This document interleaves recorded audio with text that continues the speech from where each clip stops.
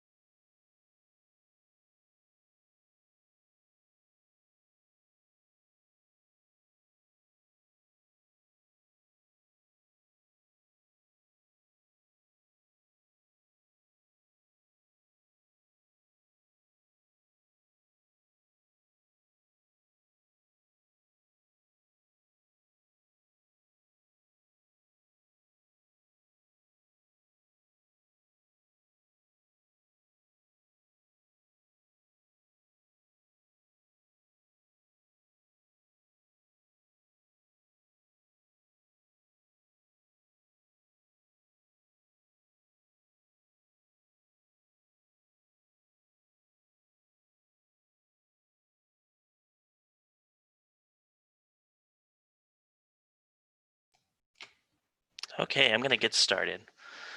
Good morning, everyone. I'm glad that you've chosen to come to this session this morning.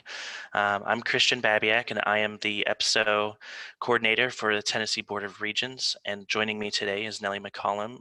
She will be moderating our chat and our questions. She's the EPSO systems administrator. We work together on early post-secondary opportunities like statewide dual credit.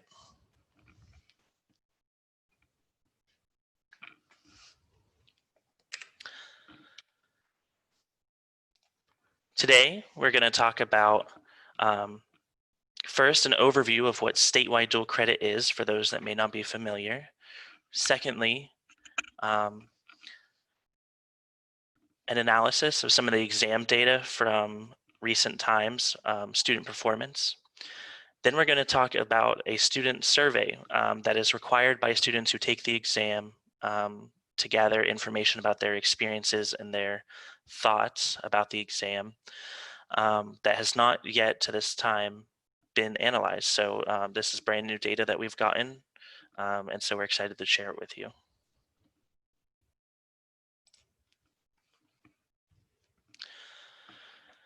For those who may be unfamiliar, statewide dual credit is a Tennessee unique early post-secondary opportunity. Students have to take an exam in order to potentially earn credit for collegiate credit for the course.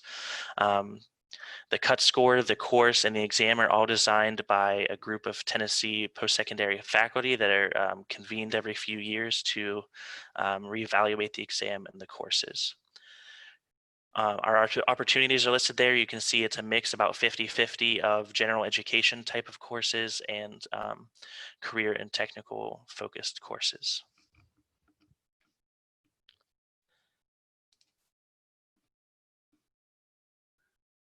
And so we want to know what makes statewide dual credit unique from other early post-secondary opportunities.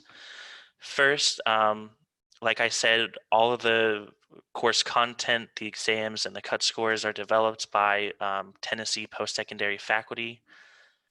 Unlike dual enrollment and local dual credit, these credits are articulated to any higher education institution in Tennessee public.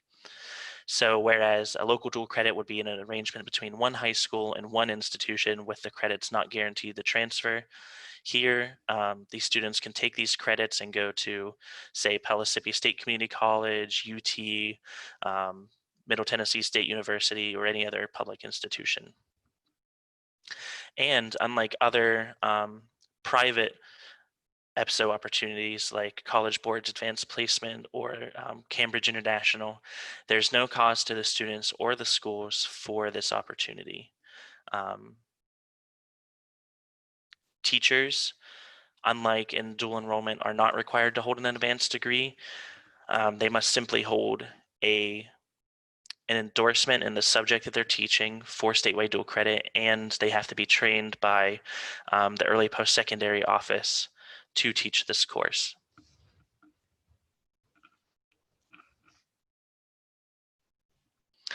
And so I'd like to know in the poll area, there's a question asking, what's your familiarity with statewide dual credit? What's your role with statewide dual credit?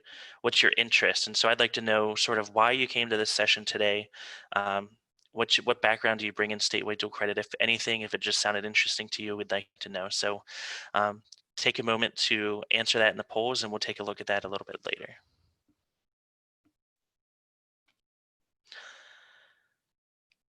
You can also take this opportunity to ask us any questions. Nellie, have there been any questions so far? No, not yet. We had one person who's having problems hearing, but other than that, all is quiet. Excellent. Thank you for the update. Okay, I'm going to transition to what student performance currently looks like in statewide dual credit, and what are some of the trends that we see in the data.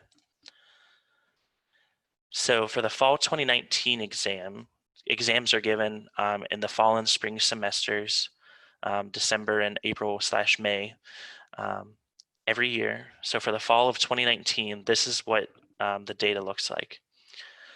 The blue bar represents how many people attempted each exam. The orange bar represents how many people passed each exam. And then the gray line that's sort of interweaving is the pass rate for that exam.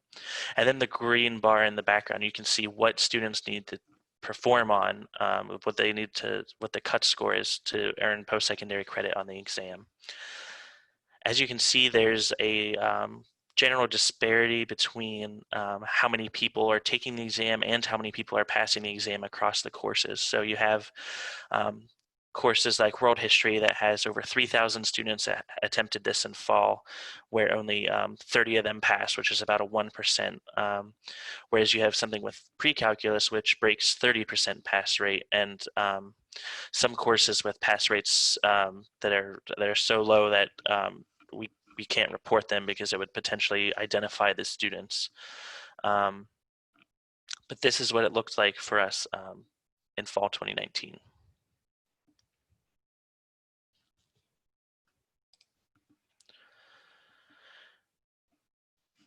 This graph shows the exam attempts over time of the courses, all the exam attempts, and when they were started. So our most popular classes by far are histories and math, occupying the top 4 slots. And our least popular courses are the more niche career and technical focused ones like plant science, agriculture, business, and speech, business, those sorts of courses.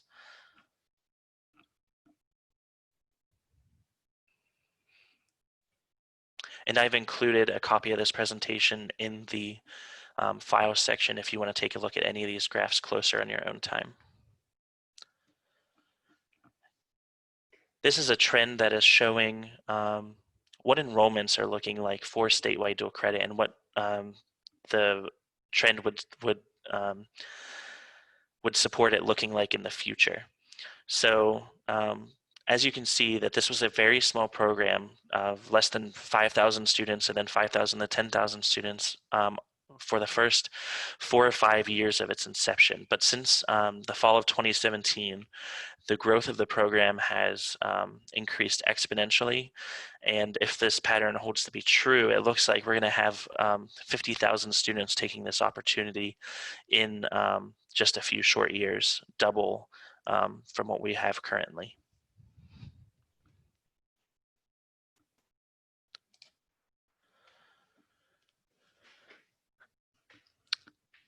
This graph is showing how pass rates have looked like over time, aggregate of all courses. And we can see that over the past few years, the pass rates have really stagnated at a very low amount, averaging usually around 10% of students passing the exam. And to put that into perspective, the average AP exam has about 40% of students that pass that one. And so one of our questions is, why does statewide dual credit have such a lower success rate in attaining the post-secondary credit than similar opportunities that are designed to be of similar challenge?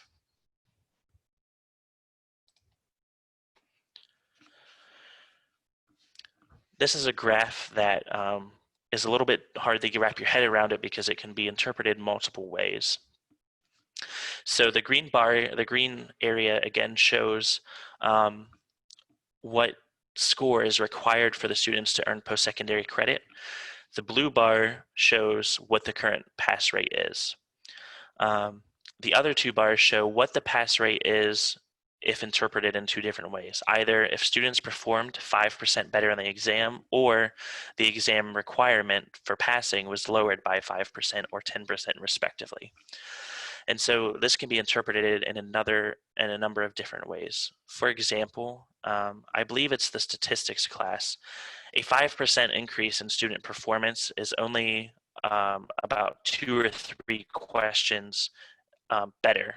So if the student gets just a few more questions right, we can see the pass rates rise by 10% or more.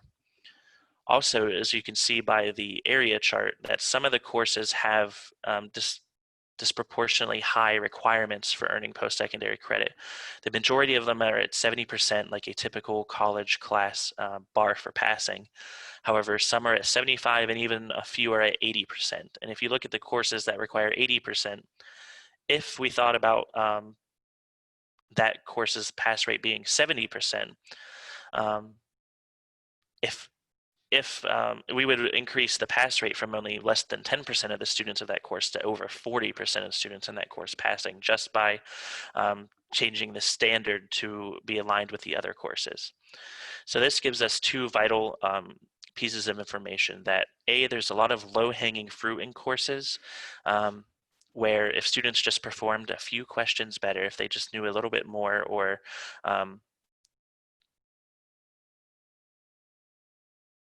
they perform just a little bit better, then we could see pass rates increase by as much as 10% in statistics and similar and other courses. And secondly, that if these pass rates were more standardized, we could also see up to a 4 times increase in some of these more extreme classes, like speech and communications and business, where the pass rate is a lot higher than the pass rate is a lot lower than the others, especially for business, and the requirement for passing is a lot higher.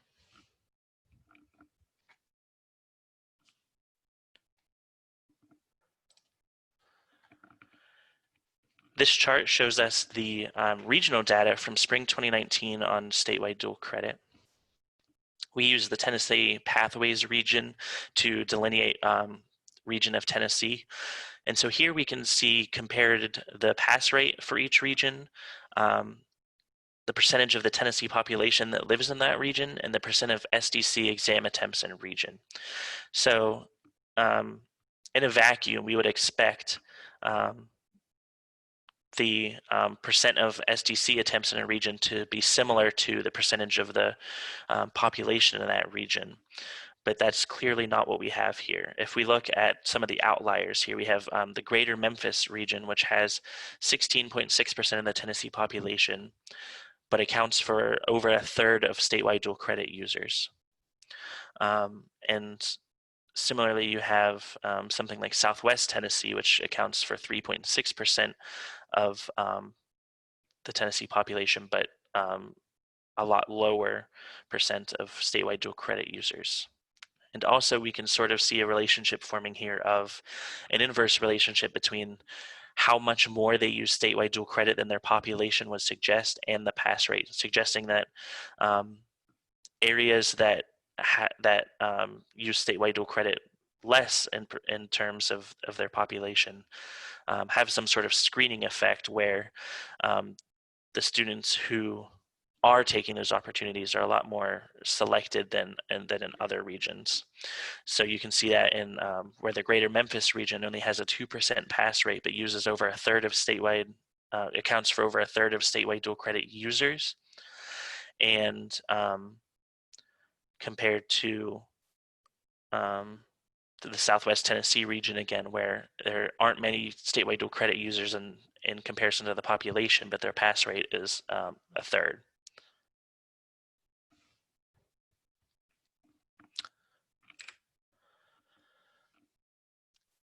So here's some of the conclusions that we've gathered from this information. First, like I said, despite the similarities in scope and intended challenge to other early post-secondary opportunities, the pass rates for statewide dual credit are much lower. And we would like to know why, and also to reverse that trend. Secondly, enrollment trends have an exponential growth pattern, especially when accounting for the past 2 academic years.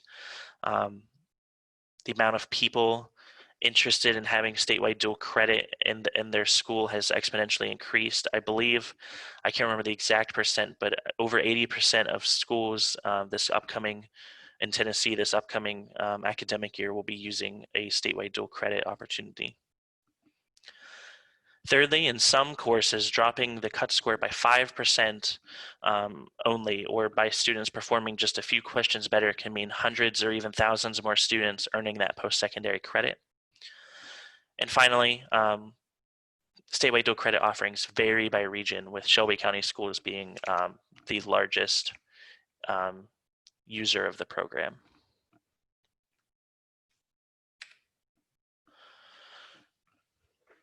Here are the hypotheses that we've developed around wondering why this could be. So why are pass rates so low? We thought, well, maybe the curriculum is not aligned with the exam. Maybe the students are not as academically prepared for collegiate content as they are in other early post-secondary opportunities. And maybe the exam does not accurately or reliably measure the student mastery of the content. And why is participation dramatically rising? Well, perhaps success begets success, whereas, somebody has a course and they try this out and it goes well, and so the school decides to expand it. And so the more people who engage in this opportunity, the more people hear about it and the more they want to be involved. Secondly, there is a role in a state accountability that EPSOs currently play, and perhaps in order to meet that EPSO requirement, statewide dual credit as a free opportunity fulfills that role very nicely, and so people are interested in having it at their school. And thirdly, this is a no-cost exposure to collegiate content. There's a very low barrier to entry in labor markets that are constricted, where there's not a lot of highly educated people with advanced degrees. This can be an easy way to have EPSO opportunities for students, because they can be taught by teachers that otherwise would not be able to teach an early post-secondary opportunity. And so these hypotheses have led us to these current projects. So in spring 2019, we developed new curriculum materials for teachers, including pacing guides to help them plan when course content should be covered throughout their time, either as a semester schedule or a block or a traditional schedule. Secondly, we've developed a new training model and materials for teachers. Previously, all statewide dual credit teachers had to travel to Nashville to be trained by collegiate facilitators who would lead the training. This summer and spring, we've worked on changing that model over to an online model where teachers could remotely access the training and do it at their own pace, so that it should be more accessible, and especially given the context of this summer, that was definitely an important move for us.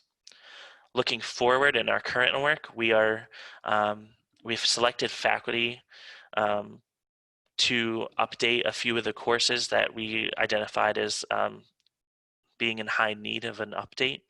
And those faculty will be looking at selecting a textbook for the courses. Currently, statewide dual credit, since it is a free program, there is no required textbook, because that would create an extra cost barrier to entry to the program. However, our faculty right now are looking at open education resources for the course that could bring some equity across the state. Secondly, the faculty will be developing test blueprints for the course. Currently, there's no public information on how the exams are structured, and we're hoping to change that to help teachers align their courses. Thirdly, they'll be looking at exams, test items, using an analysis that we conducted, and they'll be updating those exams for the students. And finally, they'll have the potential to look at new cut scores and exam formats. All these decisions have to be made by a group of collegiate faculty as designed by the law that statewide dual credit is governed under. And so we have faculty members doing that right now. Nellie, is there anything else you'd like to add about our current SDC projects? No, you've covered that really well. Excellent. So now we're going to move on to the student survey portion. The student survey is a survey that is required of all students in a statewide dual credit course before they can take the challenge exam. So the survey has 13 questions. 10 of these are Likert scale questions that range from strongly disagree to strongly agree. And 3 of them have students select an option or multiple select an option. The exact questions can be found in the Files tab. I have put them in there for you. We will only be showing an analysis of a few of them that have been particularly interesting. There have been approximately 45,000 responses to each question. And about 5,500 of those respondents have passed an exam, which is about mirrors closely how many how many pass the course overall. Here's some notes about that survey before I get into the analysis that are important for the interpretation of the data. The survey could be taken multiple times. It could be taken as many times as the student would like. So what we did was that we limited the responses to the first 2 so that students couldn't just spam a bunch of answers to vastly influence the interpretation of the data. And we filtered that to the first 2 responses. So students could respond twice, but any more would not be counted. Secondly, the students were probably in an atypical emotional state when they responded to this survey. It was right before an exam, which comes with its own host of anxieties and feelings, which could go any number of ways. They could be feeling better about the course because they could be feeling excited. They could be feeling worse about the course because they're nervous. So it's hard to know how these results might change if the data was collected at a different time, but keep that in mind. And lastly, the data was tied to a user. So this had a quirk with analyzing the exam scores. Because it was tied to a user, they were coded only if they had passed at least one exam. So there could be a situation where they take 2 exams, they take 2 surveys. One exam they pass, one exam they don't pass. But the way the data is analyzed, it is only did they pass or did they not pass. So had they passed the one exam but not the other, they would be counted as a passing student both times in the analysis. Which might mean, if they gave different survey responses on the second time, they would still be counted as a passing student. So that's another thing to keep in mind. And so here, yeah, Nellie. Christian, we have about 5 minutes, just to let you know. 5 minutes. Okay, I'll speed along here. So these are the plans after graduation for students. The left pie graph shows what all 2019 Tennessee graduates actually did. The middle shows what all SDC students claim to want to do, and the right graph shows what the past students claim to want to do. So as you can see, a lot of statewide dual credit students, among those who passed and among all students, are interested in attending 4-year universities and community colleges. Whereas in reality, a lot of the 2019 Tennessee graduates most of them did not, well, just slightly a majority of them attended a post-secondary institution, but most of them fall into another category of going to military, going straight to work, whereas our students did not fall, did not, had a lot higher post-secondary attainment goals than the 2019 graduates actually saw. This question was asking students how likely they feel, if they feel more likely to go to college and succeed there after taking this course. And we found this particularly interesting because of all the students, including those who did not pass the exam, 73% of them agree or strongly agree that they are more likely to go to college, even though they might not have received the ultimate benefit of the course, which is those post-secondary credits. Here we were trying to figure out where students, why students are taking these courses, who is influencing them. And as you can see, among all the students in the subset that passed, neither of them seemed to feel that their guidance counselor played a large role in that. There are several other questions on the survey that are trying to get to this of, was it their current teacher, was it an old teacher, and neither of those either were strongly in the agree space. So that leaves us with a question of who is influencing students to take this course. Again, after taking this course, I feel better prepared for college level coursework, even among all students, most of whom, as we saw, 90% do not pass. 77% agree that they feel better prepared for college level coursework, even though the data would suggest that they that they shouldn't or might not feel that way. And here are our conclusions from the student data report. Students feel like they benefited from the course even if they didn't pass. The population served by statewide dual credit reports that they mostly would like to attend a four-year institution. Counselors and teachers are not the primary influencer on the course taking habits of our statewide dual credit students. And finally, that the students feel prepared for college after statewide dual credit, whether or not they passed the exam. And so I'm going to give you this opportunity now. We put a poll question on what kind of data would you like to see from our students?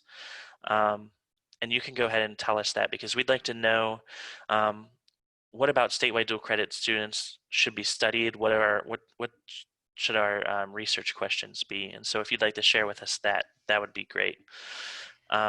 Christian, we do have a question. N equals 45 for all SDC students. N equals 5.6 for passed. Is this an average number of students? I think that's 45,000, to be honest. Yes, the N equals 45,000, that is the number of students that responded to that question.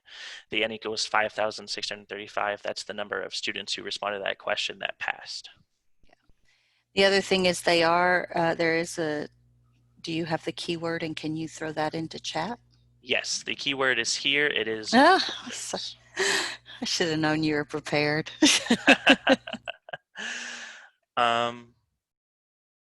We have 1 minute left. The meeting will kick us out in 10 minutes, but I'm happy to stay on as and answer any other questions you have.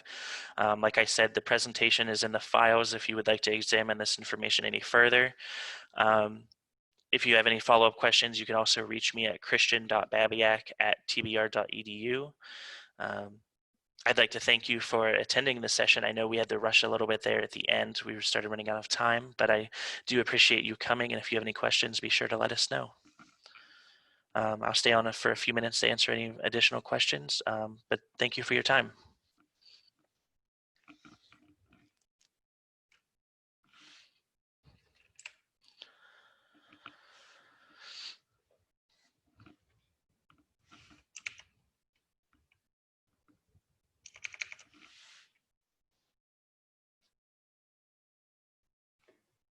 Somebody has raised their hand. Let me see if I can.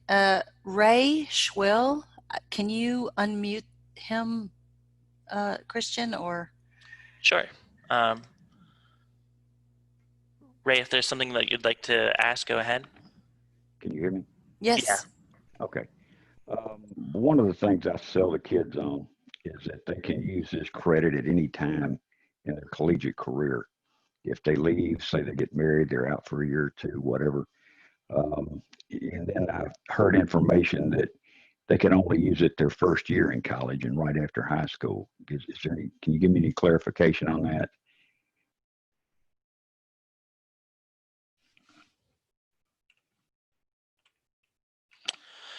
To my knowledge, that there is no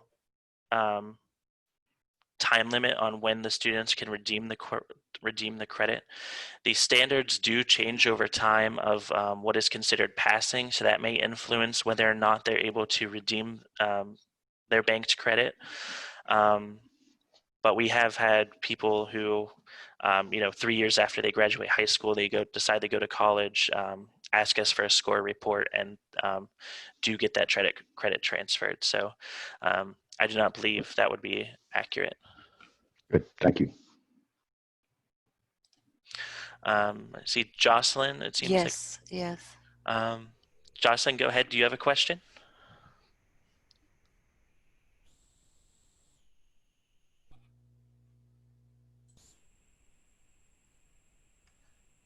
Also, can you put the keyword slide back up Yes. while she's unmuting?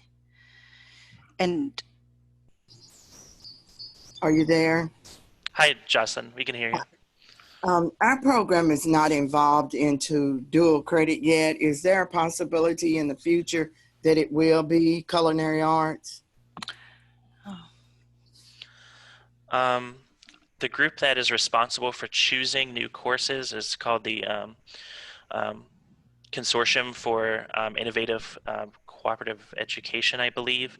It's comprised of the president of UT, the chancellor of TBR, and the commissioner of education, as well as a few other stakeholders, and they decide what the content is. So we're not able to predict what the next course is going to be, or what they choose. I know they choose the courses based on student interest and labor market needs. So if there was a high demand for the course, I can see a world where it would be added. Okay, thank you. Thank you.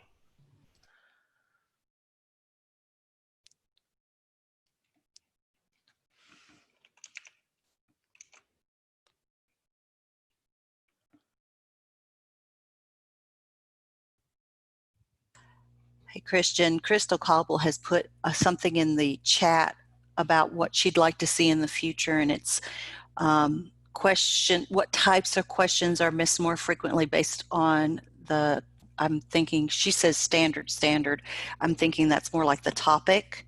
So 65% of students miss one or more questions correlated with this. So I'm taking that down as a note because I figure that's one of the things that we can discuss as a team. But if anybody else would like to add things to our chat box like that, that's fine too. I can take those notes. Excellent. Thank you for that, Nellie and Crystal.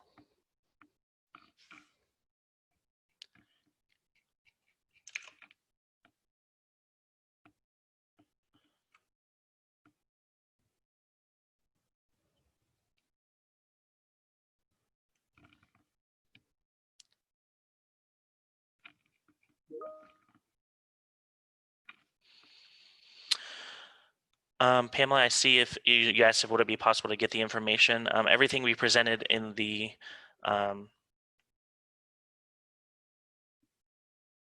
presentation is available under the files section with the with all the graphs and all the student survey questions. We have 5 minutes before this meeting ends. I don't see any more questions. If anyone else has any final questions, now would be the time. Otherwise, I'll thank you again for attending and let you go on your merry way.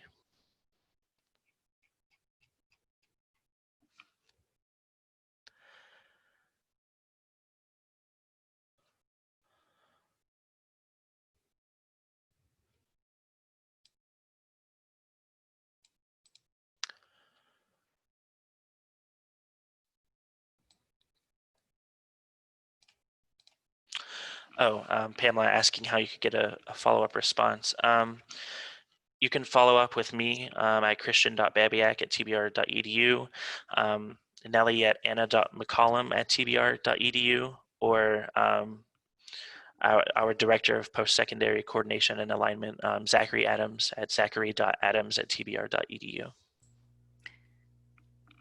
And I think, Pamela, I'm not sure what institution you're associated with, but the teacher training this summer did indicate some of that with high priority and challenging content.